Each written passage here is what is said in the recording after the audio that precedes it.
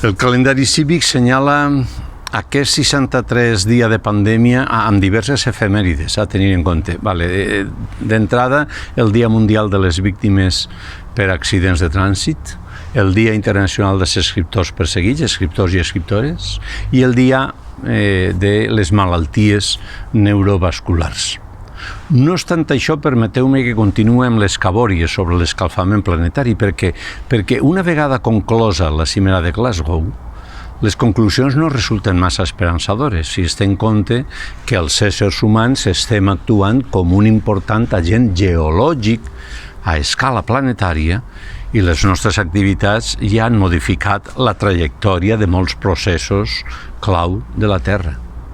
Siguem clars, les últimes dècades han vist la transformació més ràpida de la relació entre la nostra espècie i el medi natural de tota la història de la humanitat. Poca broma.